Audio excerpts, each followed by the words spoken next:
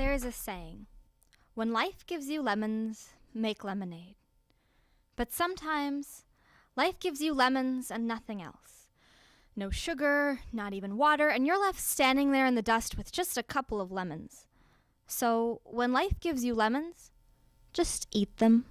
And yeah, it's gonna suck sometimes, but I have recently developed a vitamin C addiction. Airborne 2-inch by 4-inch packets of my crystallized elixir perfume the air as I prep my body for its next fix. Headache? Have a little Airborne. Sad? How about some Airborne? Tired? Take a little Airborne. Mixed in 2 little waters, stirred 2 times exactly, taken like a shot. The day I realized I had a problem, 7 o'clock at night, fresh out of my only sustenance, face full of the only alternative left, a bright yellow lemon. The cold of the fridge still clinging to its skin, not yet warmed by my hand, sliced open to satisfy what I forget sometimes. That while pain is inevitable, suffering is optional because you don't have to eat the lemons, though life may give you many. Sometimes you are really, really lucky and you find someone with sugar in abundance and water in excess, the purified tears of laughter cried in each other's company, someone who will greet you like a habit. The way an old couple kisses, the way you greet me with bad day candy and the itinerary of the day's return tests and accolades. Someone who will stop the rest of the world from spinning for just a hot sec, the way Menelaus stopped the progress of Greece for 10 years to fight for Helen, the way you stopped everything for 10 hours to have our Skype marathon session. Someone who will always come through for you in the end, like the Americans during World War II. You are perpetually late, but always better than never. Someone who will just be there for you all of the time to understand your feelings better than even you can, like the suicide hotline for everyone on the brink. You know exactly what to say and when to say it, and it is you who reminds me what I sometimes forget, that while pain is inevitable, this suffering is optional, because life will sit on her pedestal and throw lemons at you for all eternity, but it is you who decides how to take them. It is you who decides your vitamin C relationship, how you will use, abuse, reuse, not use airborne vitamin C, and it is you who showed me this, who made my suffering optional, made the acre taste in my mouth turn sweet. You who showed me that I don't need a mirror to remind me that I am beautiful. I just need you. Someone who will share with me their bowl of sugar when neither of us have enough. You have given me just enough sugar and water to make some lemonade. And even when the sugar is scarce and hard to come by, at least now I know I won't be spitting seeds and making faces alone.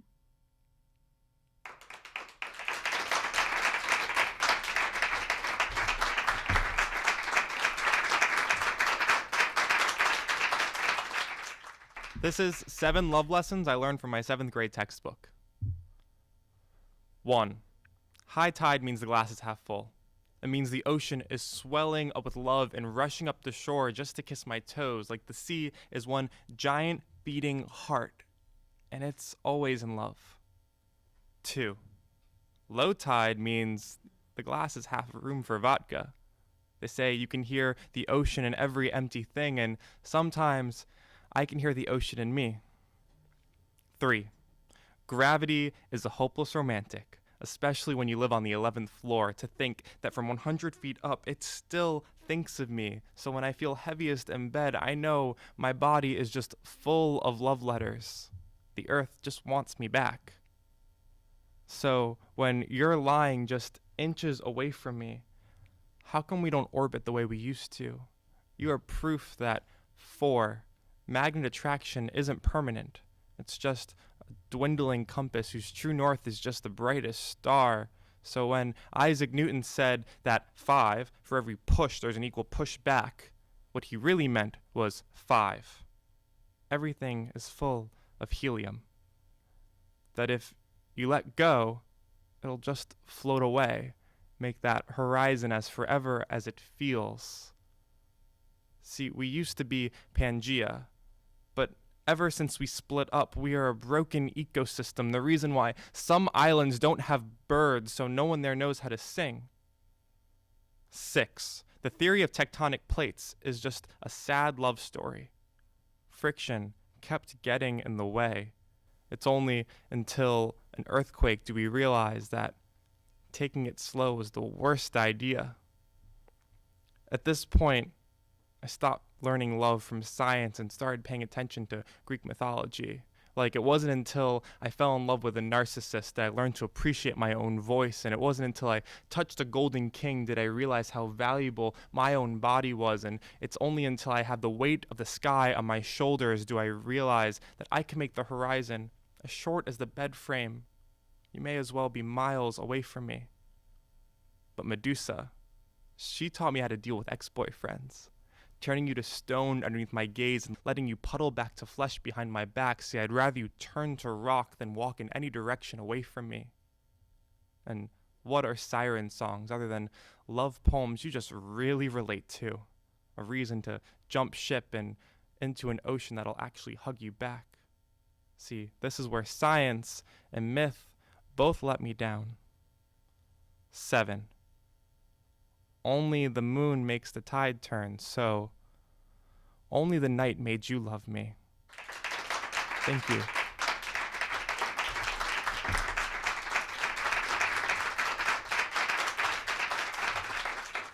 Sad pickup lines. 1. Has anyone ever told you that you look like the boyfriend that I'll never have? 2. Your ass looks phenomenal.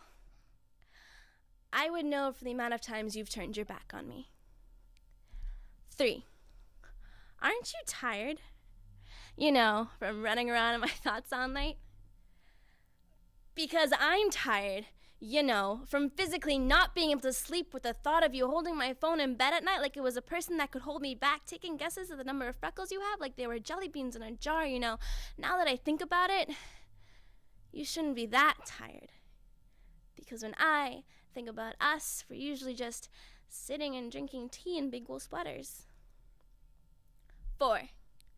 Can I get directions to anywhere out of your eyesight? Because literally under your gaze, my locked limb joints turn into balloon strings and my heart just rises like it's helium filled, and somewhere up in those clouds I only see birds and your smile, and both pretty much sing with the voices of angels. 5. There isn't a word in the dictionary for how good you look. But maybe someone should update the dictionary because it's missing a whole lot of fucking words. Like the word for how the curls in your hair move, like the word for how you make me feel like I should have kissed you hours ago, like the word for how you oddly enough make me want to throw gushers at a baby, like the word for whatever power you possess that makes me think you spilling hot coffee all over me was a miracle. 6. Have you been to my yard? If you haven't, good, because I make shitty milkshakes. 7. There will only be 7 planets left after I destroy Uranus. And soon after that, there'll only be 6, and then 5, and then eventually the only thing left in my solar system are gonna be your lips, the only thing with enough gravity to pull me anywhere, especially on top of that solar surface skin of yours. Do you want to sleep with me? Before you say, no, I'm afraid of the dark, do you want your thingy and my thingy? Before you say, yes, I meant my heart in your hands. Are you David Beckham? Because I would bend for you, and honestly, I would break because I would love you with everything fragile in me. You deserve nothing less and everything more. 8. Do you have a mirror in your pocket? Because you look like the type of guy that would want to show a girl how beautiful she is, and I was kind of hoping that I could be that girl, because you loving me would be enough to see the pretty in anything. You loving me would be put home in my heart. You loving me would make my dad smile. 9. Are you lost, sir? Because you in my arms is perfection, and someone told me that that doesn't exist. 10. Sure, it could be hot in here because you're in the room, but maybe this is just how it feels when 2 people are happy. 11. Are you Cinnamon Toast Crunch? Because you're the taste that I see, but when I taste too much, you make me feel sick. 12. Stranger. When you left heaven, it could not have been as heartbroken as I was when you left me. Thank you.